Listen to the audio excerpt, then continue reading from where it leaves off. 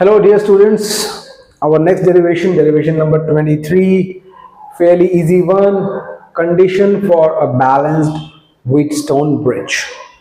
This derivation is easy, and the good thing is it comes pretty often in the exams, right? It is straight application of Kirchhoff law, so no integration, no calculus involved, so easy to learn. Let's get started with this. This is a typical setup of a wheatstone bridge. There are four arms, four resistance. They are put as in the sides of a quadrilateral. On one diagonal there is a galvanometer. On the other diagonal there is a battery attached. Right.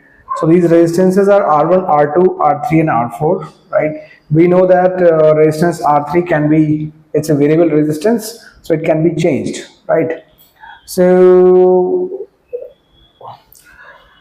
now we are deriving condition for a balanced wheatstone bridge. So what is a balanced wheatstone bridge? Balanced wheatstone bridge is when there is no current in this arm BD. The galvanometer shows no deflection. That means there is absolutely zero current in this arm.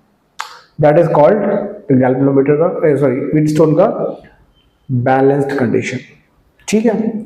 So उसके लिए condition derive करना है हमको. Let's get started with this. Now I'm taking current in this arm I1, here it is I2, here it is I3, and here it is I4, and here it is IG, right? But when we are saying it's a balanced condition, so IG has to be 0. IG को आपने 0 किया है तो क्या होगा? देखो I2 जो यहाँ पे गया, there is no current going here, so I2 इधर गया तो I2 इधर भी जाएगा. इधर I1 गया तो इधर I3 जाएगा because there is no current here. That means in a balanced condition I can safely write this: I1 is equal to I3 and I2 is equal to I4, right? I1 is equal to I3 and I2 is equal to I4. This straightforward. Now we are applying Kirchhoff law in loop law in ADBA. ADBA. So we are starting with A and going towards D. So there is a drop of potential I1 R1, so minus I1 R1. Then D to B, there is no battery, there is no current, there is no potential drop, so nothing. Then B to A. So B to A, we are moving against the current, so it will be plus I2 R2. There is a great gain in potential. I2 R2 is equal to 0, right? So यहाँ से आपको क्या आ जाएगा? If you write it, I1 R1 will be equal to I2 R2, or we can say I2 by I1 is equal to R1 by R2. So this is the first condition we have derived. Now we'll apply Kirchhoff loop law in loop CBDC. CBDC. So CBDC.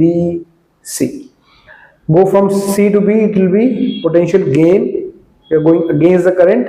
So plus I4 R4, and then nothing here, and then you are going with the flow of current. That means it will be minus ka I3 R3 is equal to 0.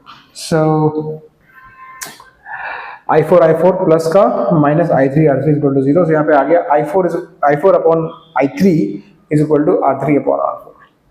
This is our second condition. Now we already know I1 and I3 are equal and I2 and I4 are equal. So यहाँ पे I4 की जगह I can write I2 and I3 की जगह I can write I1. So this I4 by I3 can also be written as I2 by I1. So I2 by I1 is also equal to R3 by I4, right? I4 की जगह I2 आ गया, I3 की जगह I1 आ गया, तो I2 upon I1 is also equal to R3 by I4. Let's see, this is our second condition.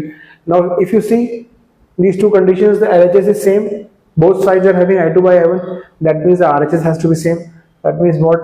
R1 by R2 will be equal to R3 by R4. And this is, my dear friend, condition for balanced wheatstone bridge. So typically what we do in the lab, right, when you do this experiment, your intention is to find the unknown resistance. Unknown resistance is typically R4, right? So R4 will come out as R2 by R1 times R3.